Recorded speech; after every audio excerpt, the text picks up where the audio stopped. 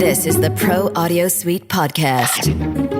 Quick bites. Welcome to this week's Pro Audio Suite podcast. We're a little short on numbers this week, so you're stuck with just George and I. But we thought it would be timely to have a quick chat about the new Mac operating system called Catalina, which I don't think anything is in terms of audio editing software is working on at the moment. George, would that be right? I haven't gone out and done a search for DAWs and software that are Catalina approved yet, but I can tell you that if there is one out there, it's the minority. Yeah, right. Catalina has so many new features and also security measures to make it super, super secure. And in doing so, it has made it much more challenging for the software that you run, the drivers, the plugins, all of those things to run without having jumped through a few fiery hoops provided by Apple. So you might have a software that runs now, and then the moment you install Catalina, it may not. So that would be my question then. If Apple are developing a brand new operating system when they understand that big operators like Avid, like Adobe, all these guys are basing their software around the Mac operating platform, why aren't they working in conjunction with these guys? Do you have any idea on that? I really don't. I have to imagine there are some beta testers, because you can get on the beta program with Apple, and you can get the beta versions of these programs, OSs, months in advance. But the way it goes with these operating systems, Apple's on such a furious update schedule. They put one out no matter what. No matter what, they put one out every fall. And that thing isn't always ready.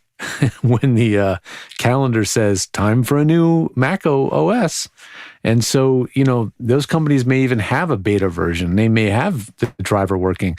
But then, 2 weeks later, there's something new in Catalina that happened between the beta and the final gold release or whatever they call it. Mm-hmm. And presto, it doesn't work anymore. So they can beta test things all day, but whatever goes out on day one from Apple, it may not be what they've been testing. And this is just the way Apple operates. And this is why every single year, this time of year, I say, please do not install the new OS from Apple right away. Give it at least 3 or 4 dot versions. So 10.15 is Catalina. There's going to be 10.15.1 and 2 and 3.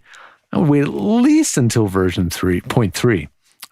I'm even more, behind the times on updates. I have Mojave on my hard drive ready to install, but I haven't even installed it yet.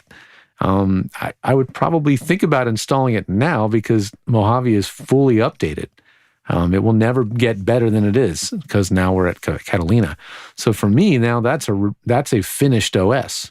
It's kind of like it's released and it takes a year of refining, and at the end of the year, hey, it's ready. Yeah. So that's the way I look at these things. And, if it ain't broke, just don't fix it, folks, because you're going to make new problems. So we all make stupid mistakes, and we all know about the little pop-up reminder to update.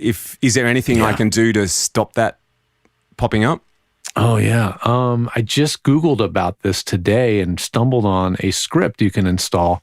I frankly don't have that resource at my fingertips, but if you do a little Google search for it, tell my Mac to stop prompting to update to upgrade to a Catalina, I'm sure you'll find this article.